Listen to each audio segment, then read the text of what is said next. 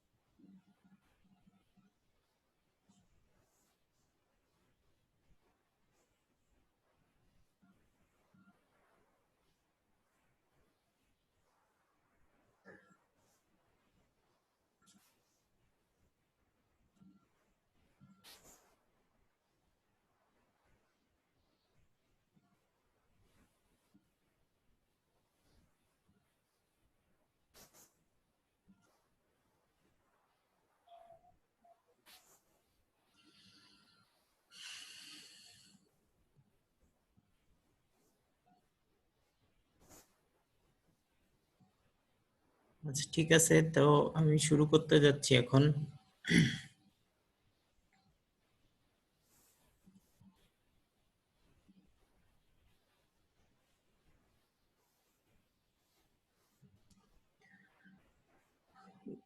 গত ক্লাসে আমরা যেখানে শেষ করছিলাম সেটা হচ্ছে যে থেভেনিন ইকুইভ্যালেন্ট সার্কিট এবং নর্টন ইকুইভ্যালেন্ট সার্কিট, এই দুইটা সার্কিটের কিভাবে একটা সার্কিটকে থেভেনিন ইকুইভ্যালেন্ট বা নর্টন ইকুইভ্যালেন্ট সার্কিটে কনভার্ট করতে হয় সেটার প্রসিডিউরটা আমরা খেয়াল করছিলাম। এরপরে থেভেনিন এবং নর্টন ইকুইভ্যালেন্ট সার্কিটের রিলেশন গুলা দেখছিলাম আমরা। তো আজকে যে টপিকসটা আলোচনার বিষয় সেটা হচ্ছে যে maximum power transfer theorem. Maximum power transfer theorem Thevenin equivalent সার্কিটের সাথে প্রাসঙ্গিকভাবে রিলেটেড একটা টপিক। অর্থাৎ এই টপিকসটা ফলো করার জন্য আমাদেরকে যেটা করতে হবে সেটা হচ্ছে যে থেভেনিন ইকুইভ্যালেন্ট সার্কিট পুরোটাই জানতে হবে। একটা সার্কিটকে কিভাবে থেভেনিন ইকুইভ্যালেন্ট সার্কিটে কনভার্ট করতে হয়, অর্থাৎ ভি থেভেনিন এবং আর থেভেনিন কিভাবে বের করতে হয় সেটা জানা থাকলে তারপরে আমরা ম্যাক্সিমাম পাওয়ার ট্রান্সফার থিওরেমে যেতে পারবো। তো এটা আমাদের অলরেডি জানা আছে, যদি একটা সার্কিট দেয়া থাকে সেই সার্কিটটার ভি থেভেনিন আর আর থেভেনিন কিভাবে বের করা যায় সেটা আমরা অলরেডি শিখে গেছি। এখন যদি তোমাদের মনে থেকে থাকে তাহলে খেয়াল করবা যে থেভেনিন ইকুইভ্যালেন্ট সার্কিট যখন আমরা বের করতাম তখন থেভেনিন ইকুইভ্যালেন্ট সার্কিটের লোড যে পোরশনটা সেই লোড পোরশনটাকে আমরা রিমুভ করে রাখতাম। হ্যাঁ, দুইটা টার্মিনাল দেয়া থাকতো, এই টার্মিনালের ভিতরে যাই কানেক্ট থাকুক লোড হিসেবে সেটাকে রিমুভ করে তারপরে আমরা পুরো সার্কিটটাকে তার থেভেনিন ইকুইভ্যালেন্টে কনভার্ট করতাম। কিন্তু আসলে তো একটা সার্কিটে তার দুইটা টার্মিনাল সাধারণত ওপেন থাকে না, সেখানে কোনো না কোনো লোড কানেক্টেড থাকে কিংবা কোনো রেজিস্ট্যান্স কানেক্টেড থাকে। এখন এই ডান পাশের এই ফিগারটার দিকে কোন একটা সার্কিটকে যদি আমরা থেভেনিন ইকুইভ্যালেন্টে কনভার্ট করি তাহলে দেখবা যে এখানে সেটার লোডকে আমাদের লোড কানেক্টেড আছে। এই লোডটা আবার একটা ভ্যারিয়েবল রেজিস্ট্যান্স, অর্থাৎ এই লোডটা সাধারণত ভ্যারি হয়, বা মানে রিয়েল লাইফেও বিভিন্ন ধরনের লোড আমরা ইউজ করে থাকি। সো লোড আসলে একটা ভ্যারিয়েবল কোয়ান্টিটি। এখন এই লোডের পাওয়ার যদি আমরা ক্যালকুলেট করতে চাই তাহলে সেই পাওয়ারের সূত্র কি হবে? পাওয়ারের সূত্র আমরা জানি যে V ইন্টু I অথবা V স্কোয়ার ওভার R অথবা I স্কোয়ার ইন্টু R। তাহলে এখানে দেখো যে এই সূত্রটা এখানে দিয়ে দেয়া আছে, P সমান সমান I স্কোয়ার RL। এটা হচ্ছে গিয়ে এই লোডের পাওয়ার। আর আইটা কি? আইটা আসলে সার্কিটের কারেন্ট। এখন যেহেতু এটা সার্কিটের কারেন্ট, এটা দুইটা সিরিজ রেজিস্ট্যান্স কানেক্টেড আছে আর একটা ভোল্টেজ সোর্স আছে, সো এই কারেন্টটা ইজিলি আমরা বলতে পারি যে এই কারেন্টটা হচ্ছে কি VThevenin ডিভাইডেড বাই এই দুইটা রেজিস্ট্যান্সের যোগফল। সো আই স্কোয়ারের বদলে আমরা আসলে এই টার্মটা লিখতে পারি V square RThevenin plus RL তার উপর হোল স্কোয়ার টাইমস RL। পাওয়ারের জন্য এই আই স্কোয়ার আর এলটা লিখতে হবে। তাহলে এটা হচ্ছে কি আমাদের এই লোডটার পাওয়ার। এখন যদি আর এল ভ্যারি হয় তাহলে এই লোডের পাওয়ারও ভ্যারি হবে। এখন আর এল এর মান ছোট বা বড় হওয়ার উপর নির্ভর করে এই পাওয়ারের মান ছোট বা বড় হবে। আর এল এর মান 0 থেকে ইনফিনিটি পর্যন্ত হইতে পারে, যে কোনো একটা সংখ্যাই আর এল এর মান হইতে পারে। এখন ম্যাক্সিমাম পাওয়ার ট্রান্সফার থিওরেম যেই সূত্রটা আমাদেরকে দেয়, সেই সূত্রটা আসলে আমাদেরকে যেটা বলবে সেটা হচ্ছে যে আর এল এর মান কত হইলে এই সার্কিটটায় আর এল এর পাওয়ারটা ম্যাক্সিমাম হবে। তার মানে হচ্ছে যে ঠিক কত পাওয়ারে আমার আর এল ম্যাক্সিমাম পাওয়ার শো করবে আমাদেরকে। যদি যে কোনো সার্কিটে এই থেভেনিন ইকুইভ্যালেন্ট সার্কিটে কনভার্ট করার পর আরএল এর মানটাকে চেঞ্জ করা হয়, তখন এই ধরনের একটা গ্রাফ পাওয়া যায়, যে গ্রাফটা তোমরা এখানে দেখতে পাচ্ছ। এই গ্রাফটার মিনিং হচ্ছে যে যদি আরএল এর মান এক্স অ্যাক্সিস বরাবর আরএল এর মান বাড়াও, যখন আরএল অনেক ছোট থাকে তখন আস্তে আস্তে পাওয়ার বাড়তে থাকে। আরএল এর মান একটা নির্দিষ্ট মানে পৌঁছানোর পরে এই পাওয়ারটা ম্যাক্সিমাম হয়। এরপরে আবার আরএল এর মান বাড়ানো শুরু করলে আবার পাওয়ার কমতে থাকে। তো আরএল এর একটা নির্দিষ্ট মান আছে যে মানটার জন্য তার পাওয়ার ম্যাক্সিমাম। সেই মানটা কত সেটাই আমরা ম্যাক্সিমাম পাওয়ার ট্রান্সফার থিওরেম দিয়ে বের করতে চাই। তো সেই ম্যাক্সিমাম পাওয়ার ট্রান্সফার থিওরেম এই কথা বলে যে স্টেটমেন্টটা হচ্ছে যে maximum power will be transferred to a load when the load resistance is equal to the Thevenin resistance. অর্থাৎ আরএল এর মান যদি আর থেভেনিন এর সমান হয় তখনই আসলে পাওয়ারটা ম্যাক্সিমাম হয়। আরএল এর মান আর থেভেনিনের চেয়ে কম হইলেও পাওয়ার কম থাকে, আরএল এর মান আর থেভেনিনের চেয়ে বেশি হইলেও পাওয়ার কমে যায়। ম্যাক্সিমাম থাকে যদি আরএল আর আর থেভেনিন সমান সমান। তাহলে এটাকে প্রুফ করতে হবে, এটার একটা প্রমাণ দরকার আমাদের যে আরএল আর থেভেনিনের সমান হইলেই কেন এটা ম্যাক্সিমাম হবে। তো এটার প্রুফের জন্য আসলে তোমাদের যে কনসেপ্টটা দরকার সেই কনসেপ্টটা হচ্ছে যে তোমরা ইন্টারে ক্যালকুলাসের মধ্যে একটা চ্যাপ্টার ছিল তোমাদের, সেটা হচ্ছে যে ম্যাক্সিমাম মিনিমাম, সর্বোচ্চ মান সর্বনিম্ন মান। সো ওই চ্যাপ্টারটা যদি একটু মনে পড়ে তাহলে খেয়াল করে দেখবা যে ওই চ্যাপ্টারটা যেটা করতে হয়েছিল সেটা হচ্ছে যে দুইবার ডিফারেন্সিয়েশন করতে হইতো। তোমার এফএক্স যেটা দেয়া থাকতো সেই এফএক্স কে একবার ডিফারেন্সিয়েশন করতাম, একবার ডিফারেন্সিয়েশন করে f prime d df dx যে মানটা আসতো সেটাকে শূন্য ধরতাম। শূন্য ধরার পরে সেখান থেকে কিছু সলিউশন আসতো। হ্যাঁ, এই সলিউশন গুলাই হচ্ছে গিয়ে সর্বোচ্চ মান বা সর্বনিম্ন মান বোঝায়। এরপরে কি করতাম, আরেকবার ডিফারেন্সিয়েশন করে এরপরে ওই সর্বোচ্চ মান বা সর্বনিম্ন মানটাকে ওই ইকুয়েশনে আমরা বসাইতাম। বসানোর পরে যদি নেগেটিভ আসতো তাহলে বলতাম যে এই পয়েন্টে সর্বোচ্চ মান আছে অর্থাৎ ম্যাক্সিমাম। আর যদি df df square dx over dx square যদি পজিটিভ আসতো তাহলে বলতাম যে এটা হচ্ছে গিয়ে সর্বনিম্ন অর্থাৎ মিনিমা ওই পয়েন্টে আছে। তো এটা হচ্ছে গিয়ে একটা ফাংশন আমাদের দেয়া থাকলে সেই ফাংশনের সর্বোচ্চ মান বা সর্বনিম্ন মান বের করার নিয়ম, ম্যাথমেটিক্যালি। সেম কাজটা আমরা এখানেও করব। আমাদের পাওয়ারের একটা ফাংশন দেয়া আছে। এখন আমরা সর্বোচ্চ পাওয়ার বের করতে চাই।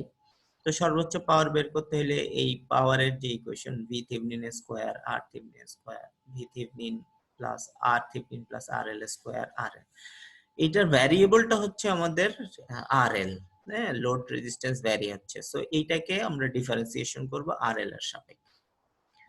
তো এই ইকুয়েশনটাকে আর এল এর সাপেক্ষে ডিফারেন্সিয়েশন করলাম। ভি থেভেনিন এটা চেঞ্জ হয় না, আর থেভেনিন এটাও ফিক্সড। একটা সার্কিট যখন বানানো হয়ে যায় তখন ওই সার্কিটের ভি থেভেনিন আর থেভেনিন এগুলোর কোনো চেঞ্জ হয় না। যেহেতু ভি থেভেনিন আর থেভেনিনের চেঞ্জ হচ্ছে না, ভি থেভেনিন স্কোয়ারটাকে আমরা ডিফারেন্সিয়েশনের বাইরে নিয়ে যেতে পারি। তো আসলে আমাদের ডিফারেন্সিয়েশনের ভিতরে থেকে যাবে আর এল, আর নিচে থাকবে হচ্ছে গিয়ে R Thevenin plus R L square, অর্থাৎ ইউ ওভার ভি। হ্যাঁ, এরকম একটা ফর্ম আছে ডিফারেন্সিয়েশন করার জন্য। সো ইউ ওভার ভি ফর্মের ডিফারেন্সিয়েশন তোমরা জানো, d dx of u over v মানে হচ্ছে গিয়ে v du minus u dv divided by v square. তো দেখো নিচে আসলে ভি স্কোয়ার আসবে, ভি হচ্ছে গিয়ে আমাদের আর Thevenin plus R L square, সেটার আরেকবার স্কোয়ার করলে টু দি পাওয়ার 4 আসবে। আর ভি লিখলাম, ডি ইউ হচ্ছে গিয়ে আমাদের আর এল কে ডিফারেন্সিয়েশন করলে 1 আসবে, এটার সাথে 1 গুণ মাইনাস সূত্রের মাইনাস, তারপরে হচ্ছে গিয়ে ইউ ইউ ঠিক থাকলো, আর এল ঠিক থাকলো, আর ডিভি ভি হচ্ছে গিয়ে আমাদের নিচের এই টার্মটা স্কোয়ার টার্মটা, সেটাকে ডিফারেন্সিয়েশন করলে আসবে 2 R Thevenin plus R. So u over v ফর্মে এটাকে ডিফারেন্সিয়েশন করে নিলাম। ডিফারেন্সিয়েশন করার পরে এখন এটা সমান সমান সর্বোচ্চ বা সর্বনিম্ন মান বের করার জন্য এই ইকুয়েশনটা সমান সমান 0 ধরতে হবে। আচ্ছা, এখন এখানে দেখবা যে এটাকে a প্লাস বি হোল স্কোয়ারের সূত্রে ভাঙলে আর এইখানে গুণ টুন করার পরে লাস্টে আমাদের আর এল স্কোয়ার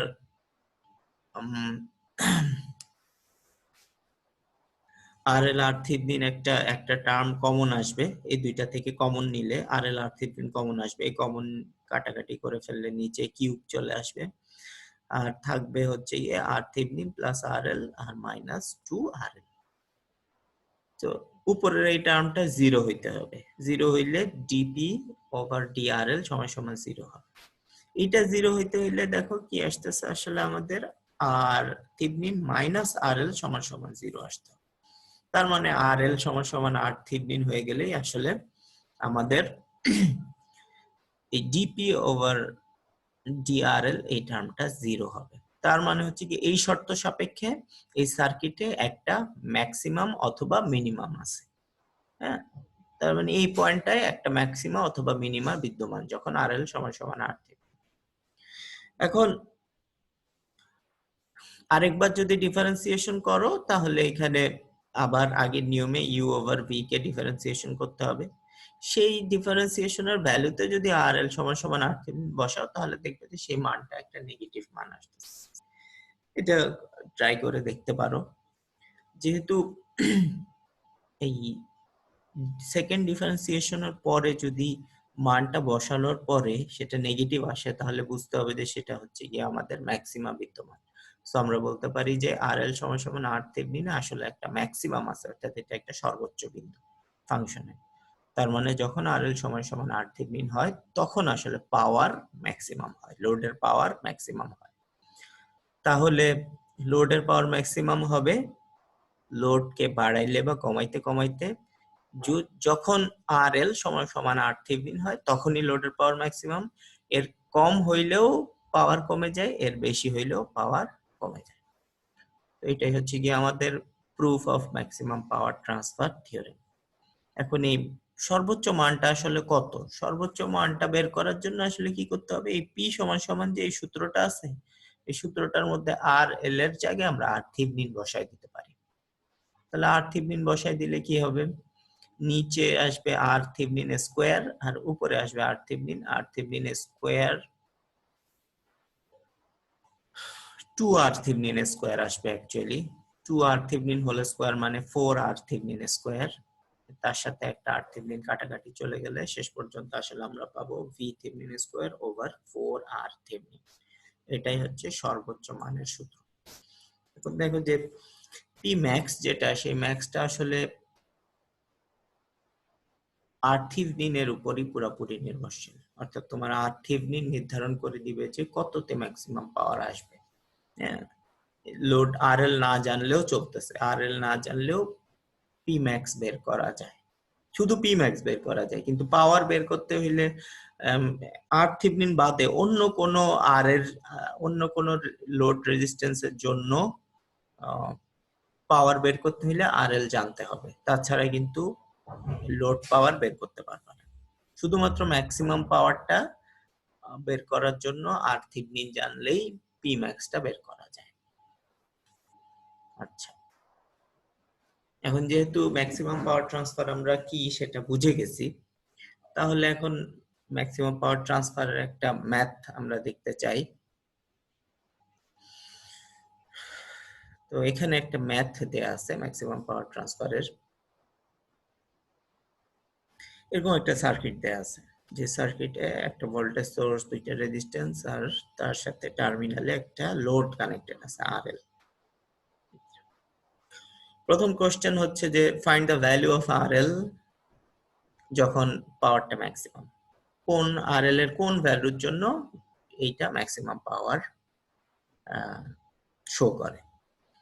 দ্বিতীয় কোশ্চেন হচ্ছে যে সেই ম্যাক্সিমাম পাওয়ারটার মান কত। তৃতীয় ভ্যালু হচ্ছে যে যদি RL অ্যাডজাস্ট করো তাহলে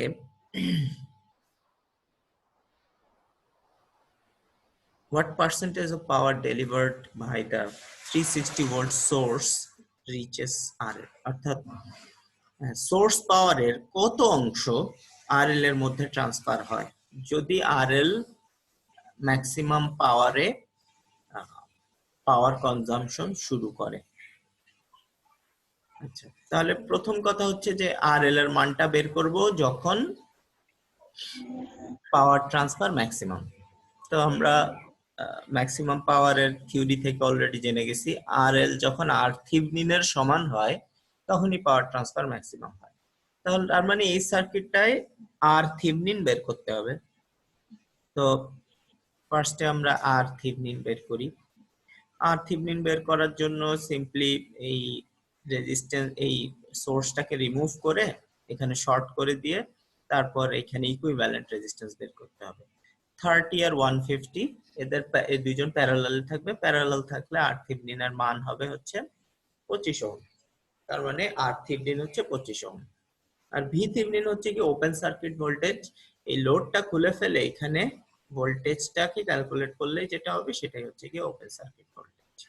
সেই ওপেন সার্কিট ভোল্টেজ বের করার জন্য নিয়ম খুব সোজা, এটা আসলে খুব সিম্পল একটা সার্কিট। এই সার্কিটে এই এই 150 ওহমের অ্যাক্রসে যে ভোল্টেজ, সেই ভোল্টেজটাই হচ্ছে V থেভনিন। তো ভোল্টেজ ডিভাইডার রুল অ্যাপ্লাই করলেই হয়ে যাচ্ছে 360 গুণ 150 ডিভাইডেড বাই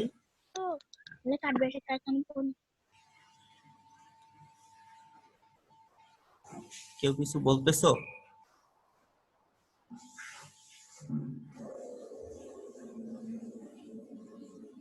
সো 360 বাই 180 গুণ 150, তার মানে 300 ভোল্ট যেটা, সেটাই হচ্ছে গিয়ে আমাদের ভি থেভনিন।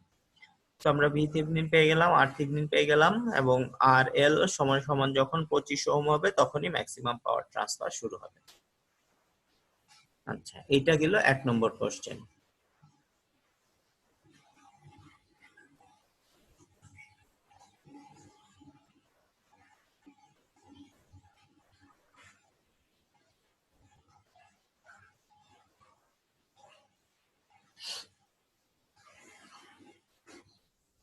আচ্ছা, পার্ট বি তো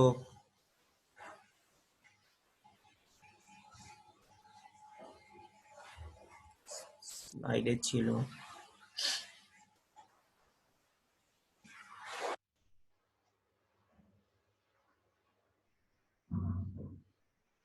আচ্ছা, বি পার্ট কি? বি পার্ট হচ্ছে গিয়ে ম্যাক্সিমাম পাওয়ার বের করতে হবে ডেলিভার টু দ্য লোড। তাহলে স্লাইডটা মিসিং হয়ে গেল সামহাউ। আমি স্লাইডটা একটু খুঁজে দেখতেছি কোথায় আছে।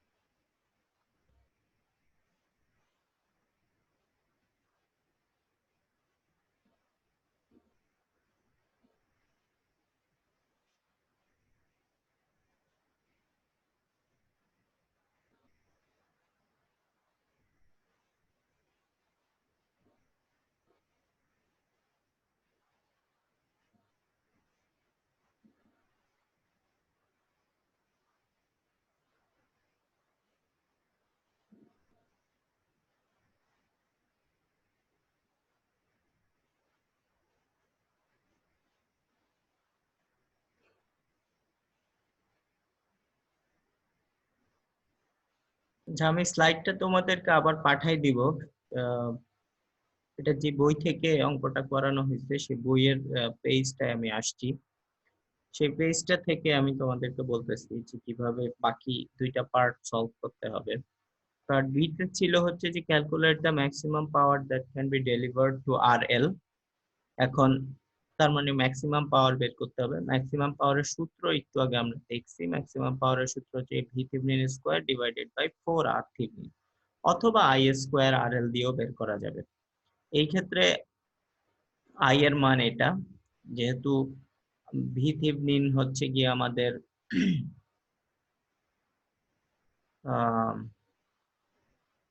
300, আর আর থেভেনিন হচ্ছে গিয়ে 25 যোগ 25, টোটাল রেজিস্ট্যান্স হচ্ছে গিয়ে 25 যোগ 25, তার মানে 50। তো আই স্কোয়ার এর মান এটা, তাকে আর এল দিয়ে গুণ করলে যে পাওয়ারটা পাওয়া যাবে সেটা হচ্ছে গিয়ে ম্যাক্সিমাম পাওয়ার। এটাকে V Thevenin square divided by 4 R Thevenin করলেও একই একই রেজাল্ট পাবো। সো ম্যাক্সিমাম পাওয়ার ইজিলি বের করা যাবে, এটার সূত্র আমাদের জানা আছে। আর থার্ড যেটা, সেটা হচ্ছে আর এল অ্যাডজাস্ট করা হইলো। তো ম্যাক্সিমাম পাওয়ার ট্রান্সফারে যদি আর এল অ্যাডজাস্ট করা হয়, তাহলে সোর্স পাওয়ারের কতখানি আমার আর এল এ ট্রান্সফার হবে। তো যদি আর এল সমান সমান আর এল তো 25 যখন ম্যাক্সিমাম পাওয়ার ট্রান্সফার হবে, তখন আসলে এ বি এই দুই পয়েন্টের মধ্যে ভোল্টেজ আসলে কত? ভোল্টেজ হবে হচ্ছে কি আমাদের এটা হচ্ছে কি আমাদের তখনকার সার্কিট। হ্যাঁ, এটা ভি থেভেনিন, এটা আর থেভেনিন, আর এটা হচ্ছে কি আর এল। তো এই দুই পয়েন্টের মধ্যে ভোল্টেজ হবে আর এল সমান সমান যখন 25 হবে, তাহলে 302 ভাগে ভাগ হয়ে যাবে, যেহেতু দুইটা সমান মানের রেজিস্ট্যান্স কানেক্টেড আছে। So A B, V A B এর মান হবে সিম্পলি 150। সেই পার্টটা এখানে করে দেওয়া আছে। এখন ভি এ বি যদি 150 হয়, তাহলে আহ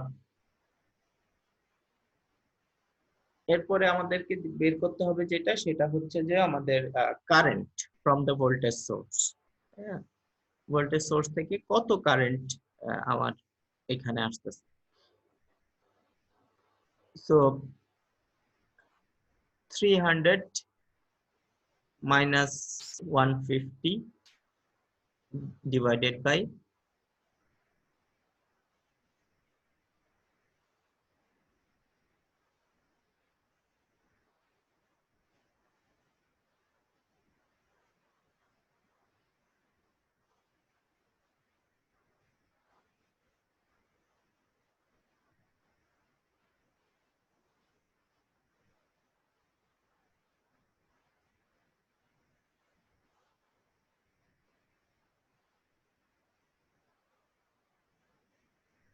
হ্যাঁ।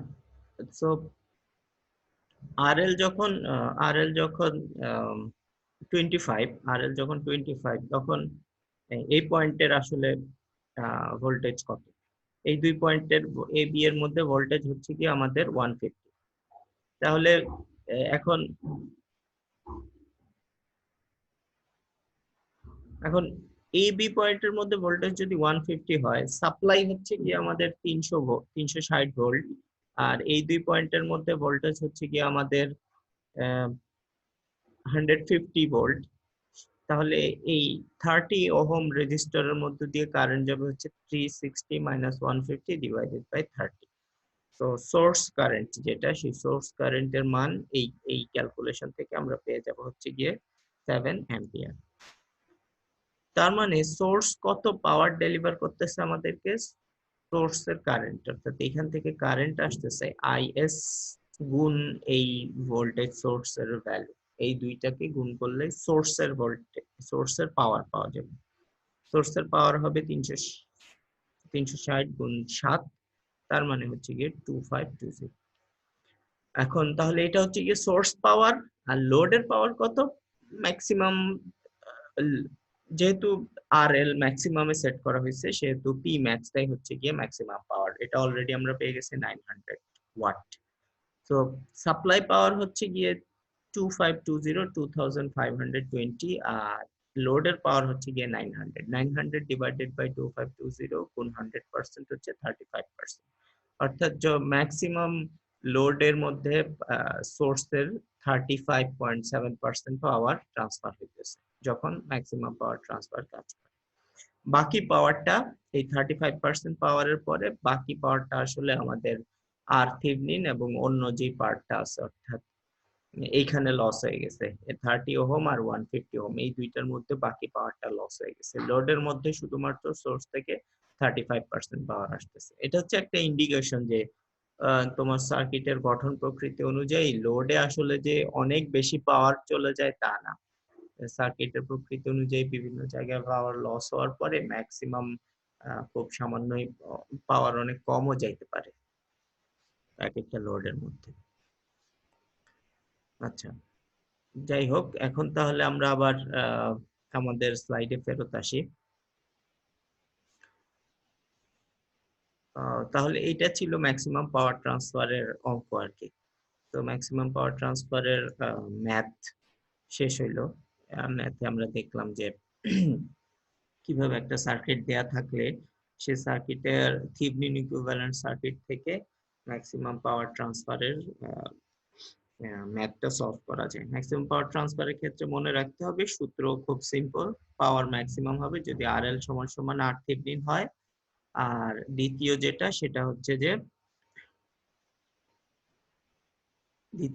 সেটা হচ্ছে যে পি ম্যাক্স সমান সমান V Thevenin square divided by 4 R Thevenin. এই দুইটা সূত্র মনে রাখলেই ম্যাক্সিমাম পাওয়ার ট্রান্সফারের অঙ্কগুলো সলভ করা যাবে। আচ্ছা, এরপরে আমরা একটা নতুন টপিকের দিকে যেতে চাই, সেটা হচ্ছে যে আমাদের ইন্ডাকটেন্স এবং ক্যাপাসিট্যান্স। ইন্ডাক্টর এন্ড ক্যাপাসিটর, এই দুইটা খুব কমন কনসেপ্ট। এই দুইটা কম্পোনেন্ট আমাদের ইলেকট্রিক্যালে খুব বেশি ইউজ হয়, এবং যে কোনো ইলেকট্রনিক ডিভাইস তোমরা খুললেই এই দুইটা কম্পোনেন্ট কম বেশি থাকবেই। তো ইন্ডাক্টরটা কি? ইন্ডাক্টরটা হচ্ছে আসলে টাইপ অফ কয়েল, যে কয়েলটা some sort of magnetic energy store করতে পারে। তোমরা অলরেডি হয়তো ইন্ডাক্টর সম্বন্ধে পড়ে আসছো, ইন্টারে কিছু কিছু থাকার কথা। তো এই যে সিম্বল গুলা দেখতে পাইতেছো, এই সিম্বল গুলা প্রত্যেকটাই হচ্ছে গিয়ে ইন্ডাক্টরের সিম্বল। ইন্ডাক্টর এয়ার কোর হইতে পারে, আয়রন কোর হইতে পারে, ভ্যারিয়েবল ইন্ডাক্টর হইতে পারে। ইন্ডাক্টরের যে প্রপার্টি, সেই প্রপার্টির নাম হচ্ছে ইন্ডাকট্যান্স। ইন্ডাকট্যান্সকে এল দিয়ে প্রকাশ করা হয়। এল সমান সমান হচ্ছে N D phi over D D I. N হচ্ছে number of turns in the coil, phi হচ্ছে কি flux, magnetic flux produced in the inductor, আর আই হচ্ছে গিয়ে কারেন্ট থ্রু দ্য ইন্ডাক্টর। আচ্ছা, এখন ইন্ডাক্টরের যে মেইন বৈশিষ্ট্য, সেই বৈশিষ্ট্যটা হচ্ছে গিয়ে ইন্ডাক্টর তার অ্যাক্রসে কারেন্টের পরিবর্তনকে বাধা দেয়। এবং এটা ইন্ডাক্টরের যে ভোল্টেজ, তার অ্যাক্রসে যে ভোল্টেজ, এটা রেট অফ চেঞ্জ অফ কারেন্টের উপর নির্ভর করে। তো ইন্ডাক্টরের ভোল্টেজের সূত্র হচ্ছে যেটা এখানে দেয়া আছে, VL সমান সমান LdI ওভার dt। এটা হচ্ছে কি ইন্ডাক্টরের ভোল্টেজের সূত্র। তার মানে ইন্ডাক্টর ভোল্টেজ, ইন্ডাকটেন্স আর কারেন্টের পরিবর্তনের উপর নির্ভর করে। তার মানে কি দাঁড়াইলো, এখান থেকে কিন্তু একটা জিনিস সহজে বোঝা যায়, সেটা হচ্ছে যে যদি কারেন্টের সময়ের সাথে সাথে কারেন্টের পরিবর্তন থাকে, তাহলেই ইন্ডাক্টরে ভোল্টেজ থাকবে। সময়ের সাথে সাথে যদি কারেন্টের মানের পরিবর্তন না হয়, তাহলে ইন্ডাক্টরে ভোল্টেজ থাকবে। তার মানে যেটা, সেটা হচ্ছে যে যদি ডিসি হয়, ডিসিতে কিন্তু সময়ের সাথে সাথে কারেন্টের পরিবর্তন নাই, মানের পরিবর্তন নাই। তো ডিসিতে যেটা হবে, ডিসিতে ইন্ডাক্টর ভোল্টেজ 0 হবে। অর্থাৎ স্টেডি স্টেটে যদি ডিসি সাপ্লাই থাকে, তাহলে ইন্ডাক্টরের ভোল্টেজ হয় 0। ইন্ডাক্টর একটা শর্ট হিসেবে কাজ করে। আর যদি এসি কারেন্ট হয়, তাহলে ইন্ডাক্টরে ভোল্টেজ পাওয়া যায়, কেননা সময়ের সাথে সাথে তখন কারেন্টের পরিবর্তন থাকে। এখন ইন্ডাক্টর একটা কম্পোনেন্ট। এই কম্পোনেন্ট যেমন রেজিস্ট্যান্সকে আমরা সিরিজ প্যারালালে কানেক্ট করতে পারি, হুবহু ইন্ডাক্টরকেও সিরিজ প্যারালালে কানেক্ট করা যায়। সিরিজ প্যারালালে কানেক্ট করে তাদেরকে সিরিজে কানেক্ট করলে অনেকগুলো ইন্ডাক্টর সিরিজে এভাবে কাজ করবে, এবং তাদের ইকুইভ্যালেন্ট ইন্ডাকটেন্স হবে জাস্ট ইন্ডাক্টরস গুলার মানকে যোগ করলে যেটা পাওয়া যাবে সেটা, অর্থাৎ L1 L2 L3। যেমন রেজিস্ট্যান্সের ক্ষেত্রে যেভাবে সিরিজের মান বের করা হয়, ইন্ডাক্টরের ক্ষেত্রেও সিরিজ ইন্ডাকটেন্সের মান সেম। আবার ইন্ডাক্টরকে প্যারালালি কানেক্ট করা যায়, প্যারালালেও রেজিস্ট্যান্সে যেমন প্যারালালের সূত্র, ইন্ডাক্টরেও প্যারালালের সূত্র সেম, কোনো মানের কোনো ডিফারেন্স নাই। এবং এটার প্রুফ তোমরা যে কোনো সিম্পল ইলেকট্রিক্যালের বই থেকে দেখে নিতে পারো, কিংবা নেটেও তোমরা খুঁজলে পেয়ে যাবে এটা কিভাবে প্রমাণিত। যেভাবে রেজিস্ট্যান্সে প্রমাণ করা যায়, সেভাবে ইন্ডাক্টরেও প্রমাণ করা যায়। রেজিস্ট্যান্সে ভি সমান সমান আইআর দিয়ে প্রমাণ করতে হয়, এখানে প্রমাণ করতে হয় ভি সমান সমান এল ডিআই ওভার ডিটি। আর আর কোনো তফাৎ নাই আসলে প্রমাণের মধ্যে। তো এবং ইন্ডাকটেন্স একটা প্রপার্টি, এই ইন্ডাকটেন্সকে একটা একক আছে, যেমন রেজিস্ট্যান্সের একক হচ্ছে ওহম, তেমনি ইন্ডাকটেন্সের একক হচ্ছে গিয়ে হেনরি। এইচ দিয়ে প্রকাশ করা হয়, ক্যাপিটাল এইচ। আচ্ছা, এই হচ্ছে কি আমাদের ইন্ডাক্টর। ইন্ডাক্টর এনার্জি স্টোর করতে পারে। রেজিস্ট্যান্স শুধুমাত্র এনার্জি কনজিউম করে, রেজিস্ট্যান্স তার ভিতরে শক্তি জমা রাখতে পারে না। আর ইন্ডাক্টরের বৈশিষ্ট্য হচ্ছে ইন্ডাক্টর তার ভিতরে এনার্জি ডিসিপেট করে না, সে এনার্জিকে সাম কাইন্ড অফ ফর্মে স্টোর করে। যে ফর্মে সে এনার্জি স্টোর করে, সেই ফর্মটা ফিল্ডের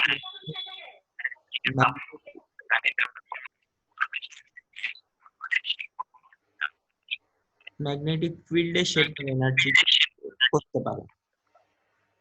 তো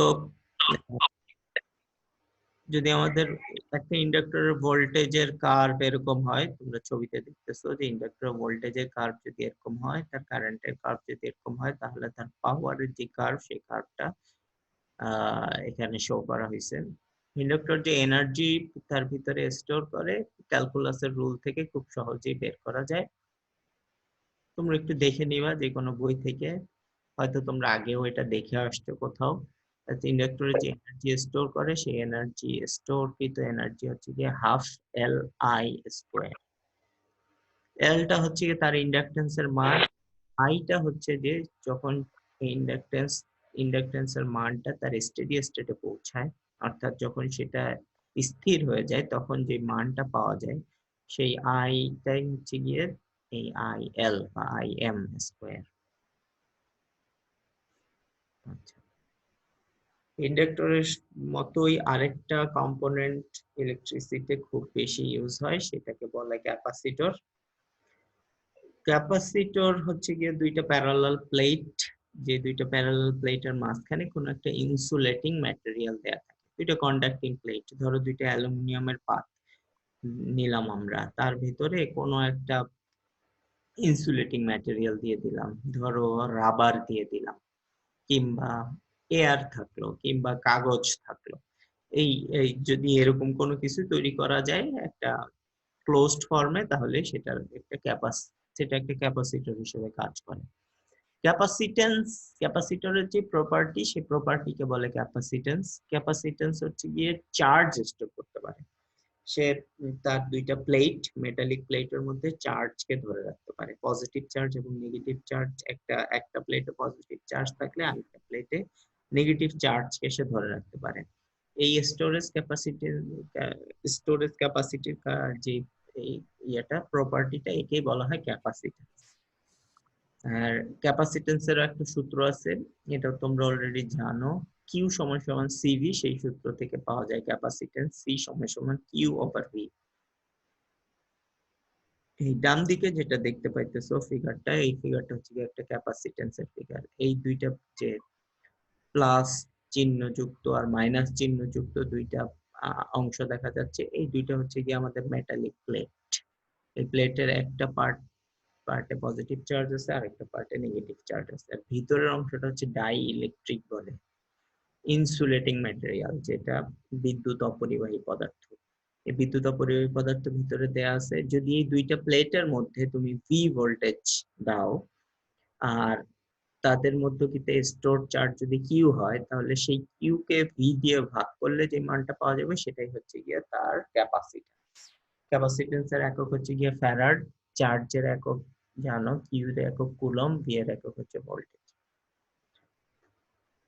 এখন ইন্ডাক্টরের ক্ষেত্রে আমরা দেখছিলাম ইন্ডাক্টর ম্যাগনেটিক ফিল্ডে তার এনার্জিকে স্টোর করতে পারে, আর ক্যাপাসিট্যান্স তার এনার্জি স্টোর করে ইলেকট্রিক ফিল্ডে। ইন্ডাক্টর ক্যাপাসিটর দুইজনই এনার্জি স্টোর করতে পারে। ইন্ডাক্টর স্টোর করে ম্যাগনেটিক ফিল্ড হিসেবে, ক্যাপাসিটর স্টোর করে ইলেকট্রিক ফিল্ড হিসেবে। তো ইলেকট্রিক ফিল্ডের যে স্ট্রেংথ সেটাকে যদি এরকম ই বা এপসাইলন দিয়ে প্রকাশ করা হয়, এই ই বা এপসাইলনের মান হবে ভি ওভার ডি ক্যাপাসিটরের জন্য। ভিটা কি? ভিটা হচ্ছে গিয়ে তার দুই প্লেটের মধ্যবর্তী ভোল্টেজ ডিফারেন্স, আর ডিটা হচ্ছে গিয়ে দুই প্লেটের মধ্যবর্তী ডিসটেন্স।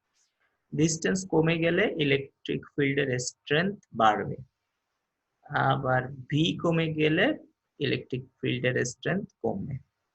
তো ভি আর ডি এর মধ্যে রিলেশনশিপ অনুযায়ী আসলে ক্যাপাসিট্যান্স বা ইলেকট্রিক ফিল্ডের মানটা পাওয়া যায় এখান থেকে। ক্যাপাসিট্যান্সেরও সিরিজ প্যারালাল কম্বিনেশন সম্ভব, তবে এটা একটু রেজিস্ট্যান্স হচ্ছে, এটা একটু হচ্ছে উল্টা। ক্যাপাসিটর যদি প্যারালাল সিরিজে থাকে, ধরো এই যে এখানে এই যে ছবিতে দেয়া আছে, একটা সোর্সের সাথে তিনটা ক্যাপাসিটর C1 C2 C3 ধরে নিলাম এই ক্যাপাসিটর গুলোর মান, তাদেরকে যদি সিরিজে যুক্ত করি তাহলে এখন এই সিরিজ সার্কিটটার ইকুইভ্যালেন্ট ক্যাপাসিট্যান্স কত হবে? আচ্ছা, যদি ক্যাপাসিটর সিরিজে কানেক্ট করা হয় তাহলে তাদের মধ্যে সেম চার্জ স্টোর হয়, কারণ তাদের মধ্যে একই কারেন্ট প্রবাহিত হচ্ছে। যে কোনো সিরিজ এলিমেন্টের ভিতরে কারেন্ট সেম, এদের ভিতরে একই কারেন্ট যাইতেছে, একই কারেন্ট যাওয়া মানে হচ্ছে গিয়ে তাদের চার্জ সেম হবে। তার মানে Q1 Q2 Q3 তিনজনই সেম। এখন তাদেরকে যদি আমরা রিপ্লেস করি কোনো কিছু দিয়ে, একটা ইকুইভ্যালেন্ট ক্যাপাসিটর দিয়ে, সেটার মান হবে QT। এখন এই এই এই সার্কিটের মধ্যে যদি আমরা কারশফের সূত্র অ্যাপ্লাই করি, তাহলে সাপ্লাই ভোল্টেজ সমান সমান হইতে হবে আমার অ্যাবজর্বড ভোল্টেজ। সাপ্লাই ভোল্টেজটা হচ্ছে ই আর অ্যাবজর্ব ভোল্টেজ হচ্ছে V1 যোগ V2 যোগ V3। সো কারশফের সূত্র অ্যাপ্লাই করলে এই সূত্রটা পাওয়া যাবে। আর V সমান সমান হচ্ছে আবার Q ওভার C। এখন E সমান সমান হচ্ছে equivalent charge divided by equivalent capacitance. V1 এর পরিবর্তে এই ফার্স্ট টার্মটা লেখা সম্ভব, V2 এর পরিবর্তে এই সেকেন্ড টার্মটা লেখা সম্ভব, V3 এর পরিবর্তে এই সেকেন্ড টার্মটা লেখা সম্ভব। যেহেতু Q সবকয়টা কিউই সমান, সেহেতু QT মানেও কিউ, Q1 মানেও কিউ, Q2 মানেও কিউ, Q3 মানেও কিউ। সব পক্ষ থেকে কিউ দিয়ে যদি আমরা ভাগ করে দেই দুই পাশকে, তাহলে আমরা পেয়ে যাব আসলে এই মানটা 1/CT সমান সমান 1/C1, 1/C2, 1/C3। তার মানে দাঁড়াইলো যে আমার ইকুইভ্যালেন্ট ক্যাপাসিট্যান্স হচ্ছে এই ধরনের একটা সূত্র ধারণ করে, যেটা দেখেই বোঝা যাচ্ছে যে এটা আমরা রেজিস্ট্যান্স প্যারালাল করলে যেরকম সূত্র পাইতাম, এখানে আসলে ক্যাপাসিট্যান্স সিরিজের জন্য সেই টাইপের একটা সূত্র পাওয়া যায়। তার মানে যেটা দাঁড়াইলো শেষ পর্যন্ত সেটা হচ্ছে যে ক্যাপাসিট্যান্সে সিরিজ করলে, ক্যাপাসিটর গুলোকে সিরিজ করলে আসলে ওই রেজিস্ট্যান্স প্যারালাল করলে যেরকম সূত্র পাওয়া যায় তো সেরকম সূত্র পাওয়া যায়। রেজিস্ট্যান্স আর ইন্ডাকটেন্স সিরিজ প্যারালালে একই রকম সূত্রকে ফলো করে, আর ক্যাপাসিট্যান্স আসলে আসলে সিরিজ অবস্থায় ওই প্যারালালের সূত্রকে ফলো করে, রেজিস্ট্যান্সের প্যারালালের সূত্রকে ফলো করে। এটা একটু মাথায় রাখলেই হবে। একইভাবে ক্যাপাসিটর প্যারালালি এভাবে কানেক্ট করা সম্ভব। প্যারালালি কানেক্ট করলে ইকুইভ্যালেন্ট চার্জ হবে এরকম। এখন কিউ সমান সমান আমরা জানি সিভি, তাহলে এই এই মানটা এই আমার ইকুইভ্যালেন্ট কিউ সমান সমান হবে সিটি ইন্টু ই। আর প্রথম তোমাদের কোশ্চেন থাকলে আমি পরে জবাব দিচ্ছি, হ্যাঁ, আমি এইটুক শেষ করে নিই।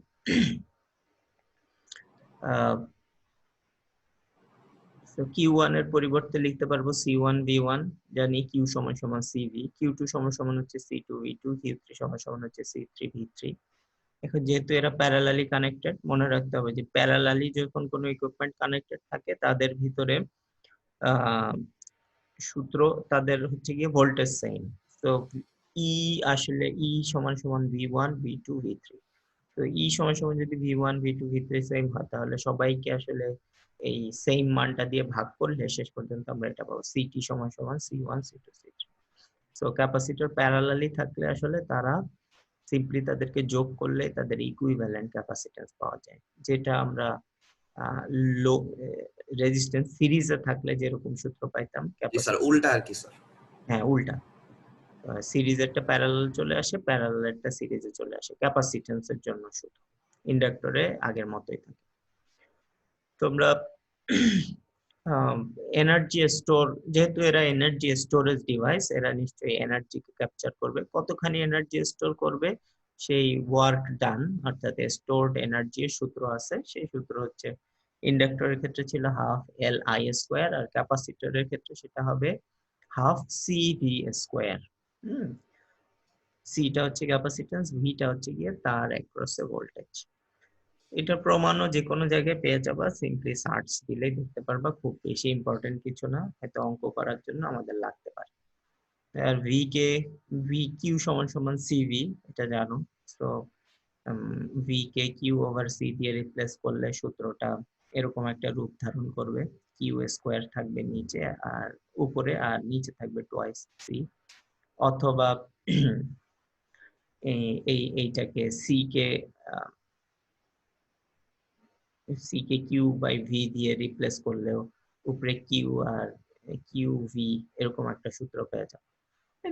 এগুলা রিপ্লেস করলে পাওয়া সম্ভব। তো সূত্র মনে রাখতে হবে কিউ সমান সমান সিভি, আর মনে রাখতে হবে যে স্টোরড এনার্জি সমান সমান হাফ সিভি স্কোয়ার। আর সিরিজ প্যারালালে যে সূত্রগুলো আছে সেই সূত্রগুলো হচ্ছে কি আমাদের ইন্ডাক্টরের বেলায় হুবহু রেজিস্ট্যান্সের মতোই, আর ক্যাপাসিট্যান্সের বেলায় হচ্ছে সিরিজ প্যারালাল রেজিস্ট্যান্সের উল্টাটা। এই হচ্ছে কি আমাদের মোটামুটি আজকের লেকচার।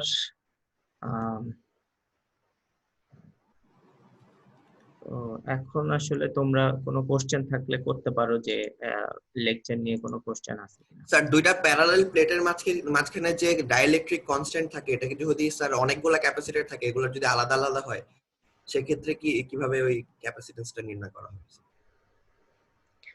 ডাইইলেকট্রিক ম্যাটেরিয়ালটা ভিন্ন ভিন্ন বস্তু দিয়ে তৈরি। জি স্যার, মানে কোনোটায় ভ্যাকিউম হইলো, কোনোটায় হয়তো বা অন্য কোনো একটা কিছু হইলো। আহ, যদি ভিন্ন ভিন্ন থাকে তাহলে তোমাকে ইয়ে করতে ওইটার আম, ওই সূত্রটা আসলে আমি দেখাই নাই, মানে ওইটা আসলে ক্যাপাসিটেন্সের ওই টাইপের অঙ্ক আসলে আমরা ইয়া করি না, মানে এখন আর ইয়া করি না। তখন তোমার ওই যে ড্রাই ইলেকট্রিক কনস্ট্যান্ট দিয়ে আলাদা আলাদা ড্রাই ইলেকট্রিক কনস্ট্যান্ট দিয়ে তখন সূত্রগুলা বের করতে হবে আর কি। প্রত্যেকটার জন্য আলাদা আলাদা করে ক্যাপাসিটেন্স বের করতে হবে। ও আচ্ছা আচ্ছা, তারপর জি স্যার।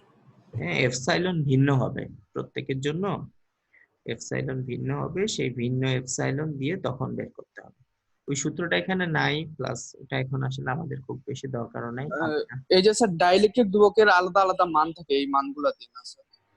এগুলা এই মানগুলা বসায় পরে অঙ্কটা করতে হয় যদি আলাদা আলাদা পদার্থ দিয়ে তৈরি, ডাইইলেকট্রিক পদার্থ দিয়ে হ্যাঁ ক্যাপাসিটর হ্যাঁ, তৈরি। ওগুলা দিয়ে দেয়া থাকবে। যদি ওরকম বলে দেয়া থাকে যে মান ক্যাপাসিট্যান্স বের করো, তাহলে ডাইইলেকট্রিক কনস্ট্যান্ট দিয়ে দেয়া থাকবে।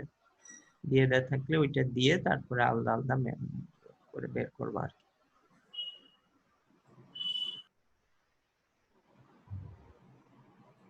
জি স্যার। আর জি স্যার, এটাই। স্যার আমার ইন্টারনেট খারাপ ছিল স্যার, এই জন্য শুরু থেকে করতে পারিনি ক্লাস।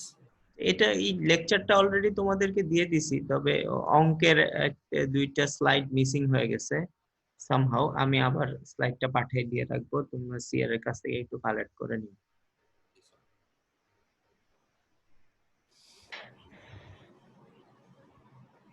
আর কোনো কোশ্চেন আছে কারো?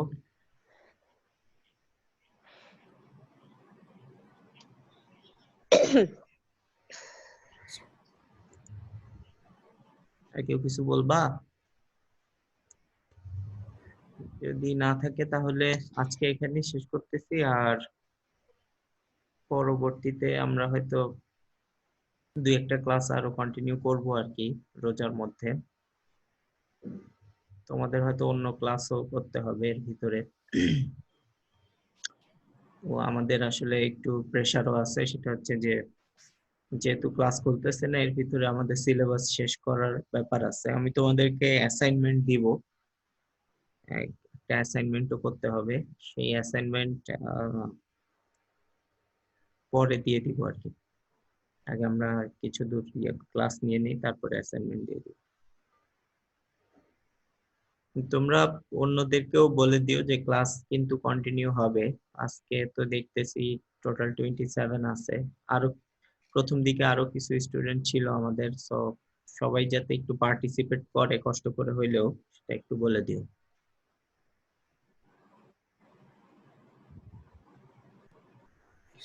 ঠিক আছে, তাহলে শেষ করতেছি। আল্লাহ হাফেজ, সবাই ভালো থেকো। আসসালামু আলাইকুম। ওয়ালাইকুম আসসালাম।